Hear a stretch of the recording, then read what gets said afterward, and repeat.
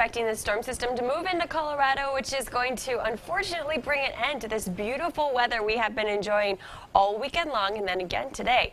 Take a look at this. Check out what the warm weather has been doing to our plants around Colorado.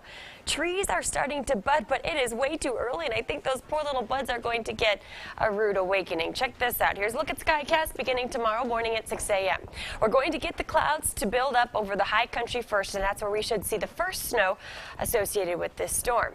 Taking you into lunchtime tomorrow, the clouds will begin to spread south across the Palmer Divide into Teller and El Paso County, and as those clouds thicken up, they will start to produce a bit of light rain across the region beginning late tomorrow afternoon. This is a look at 4 o'clock.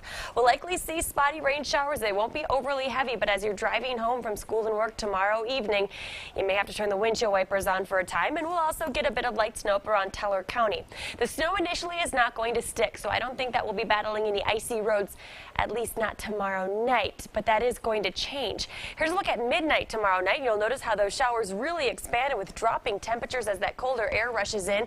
We are going to see a bit of a rain to snow transition while you're sleeping, which means for southern parts of the I-25 corridor and then even up toward Colorado Springs and Denver, we are expecting to get even more in the way of snow between midnight Tuesday night into early Wednesday morning. This is a look at 6 o'clock in the morning. So Wednesday morning is going to be the time frame when I'm more concerned about you having some icy conditions to contend with if you are driving into school or work or wherever your Wednesday morning is taking you. So we'll have to keep a very close eye on that. There is the potential for several inches of snow around our local mountains and along the Palmer Divide, but just because of how warm the roads are going to be from our recent stretch of spring-like temperatures, that snow is going to have a hard time sticking to most of our main roads, but that is something that we'll be monitoring closely here over the next couple days.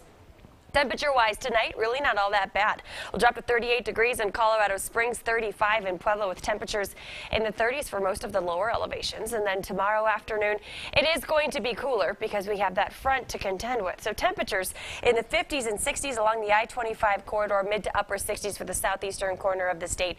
We'll have 30s up across the mountains. Of course, we'll hit these temperatures before that front pushes through, but during the afternoon, temperatures will begin to drop off as that cooler air pushes in. So in the morning, you may not feel the need to grab a jacket, but do it anyway because during the afternoon and evening, you'll be happy that you have it. An umbrella, also something that you'll want to grab on the way out the door tomorrow morning because we could see that rain-snow mix moving in during the late afternoon for the Pikes Peak region. But the main event's really going to push in Tuesday night into Wednesday morning, which again is why Wednesday morning is going to be the commute of concern this week.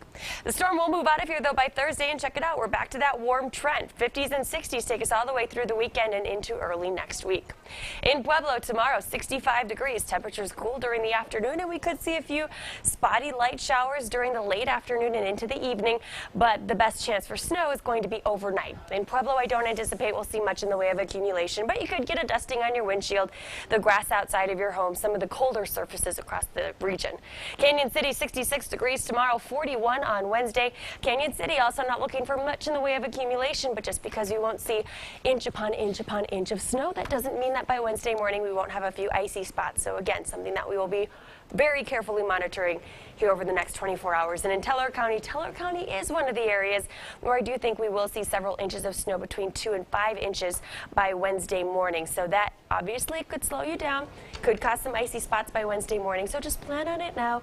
Make sure that you have your alarm clock set to give you extra time Wednesday morning. Tomorrow afternoon, though, can't rule out a stray sprinkle moving over your neighborhood, so grabbing that light jacket and grabbing the umbrella, even though it won't look like you'll need it in the morning, you'll want to have it by the afternoon.